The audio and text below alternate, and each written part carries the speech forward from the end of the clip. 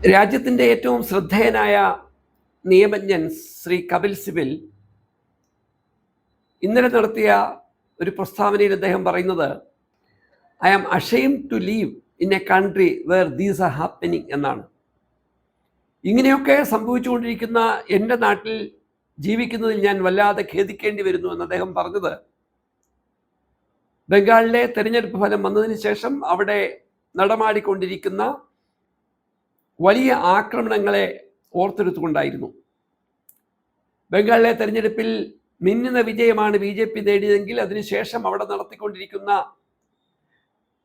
BJP പ്രവർത്തകർ TMCക്കെതിരെ നടത്തിക്കൊണ്ടിരിക്കുന്ന ആക്രമണങ്ങൾ ഉപതെരഞ്ഞെടുപ്പിൽ TMCയുടെ സ്ഥാനാർത്ഥിയായി മത്സരിക്കാൻ പോലും ആളുകളെ ലഭിക്കാത്ത സാഹചര്യങ്ങൾ സൃഷ്ടിക്കുന്നു. ഈ സാഹചര്യത്തെ ഓർത്തെടുത്തുകൊണ്ടാണ് ശ്രീ കപിൽ സിബൽ ഈ പ്രസ്താവന നടത്തിയതെങ്കിലും നോക്കൂ, രാജ്യത്തെ ഓരോ മേഖലയും അനുഭവിക്കുന്ന തിരിച്ചടികൾ,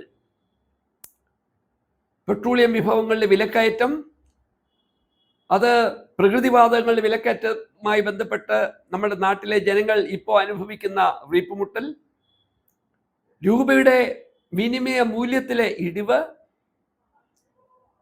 കാർഷിക മേഖലയിൽ വരാൻ പോകുന്ന വലിയ പ്രതിസന്ധികൾ, വളം ഉൾപ്പെടുന്ന വിഭവങ്ങൾ ഇറക്കുമതി കുറയ്ക്കണം എന്നുള്ള കേന്ദ്ര സർക്കാരിൻ്റെ സമീപനം, എന്തിനേറെ പറയുന്നു നമ്മുടെ രാജ്യത്തെ അടുക്കളകളിൽ ഉപയോഗിക്കേണ്ട സസ്യ എണ്ണകൾ പോലും പരമാവധി കുറച്ചുപയോഗിക്കണം എന്നുള്ള നിർദ്ദേശം വെക്കുവാൻ പ്രധാനമന്ത്രി നിർബന്ധിതമാകുന്ന സാഹചര്യത്തിലാണ് കപിൽ സിബൽ ഒരേ സമയം ആക്രമണങ്ങൾ ശക്തമാകുന്നു, ഒപ്പം സാധാരണ ജനങ്ങളുടെ ജീവിതം വല്ലാത്ത പ്രതിസന്ധിയിലെത്തുമ്പോഴാണ് രാജ്യത്തെ ചെറുപ്പക്കാരുടെ പ്രതീക്ഷകളായ പരീക്ഷകൾ പോലും കൃത്യമായി നടത്താൻ കഴിയാത്ത സാഹചര്യം ഉണ്ടായിരിക്കുന്നത്. നോക്കൂ, നീറ്റ് പരീക്ഷയിൽ 22 ലക്ഷം കുട്ടികൾ പരീക്ഷ എഴുതിയതിനു ശേഷം ഇതാ നീറ്റ് പരീക്ഷ മാറ്റിവെക്കുന്നു. ആ മാറ്റിവെച്ച പരീക്ഷയുടെ പോലും സ്ഥിതി എന്താകുമെന്ന ഉത്കണ്ഠയിലാണ് കുട്ടികളും അവരുടെ രക്ഷകർത്താക്കളും. CBSE പരീക്ഷയിൽ എഴുതിയത് 17 ലക്ഷം കുട്ടികളാണെങ്കിൽ ആ പരീക്ഷയും കുളമായ സാഹചര്യമാണ് ഇവിടെ. സെൻട്രൽ യൂണിവേഴ്സിറ്റികളിലേക്ക് നടന്ന പ്രവേശന പരീക്ഷയിൽ 16 ലക്ഷത്തോളം കുട്ടികളാണ് എഴുതിയത്.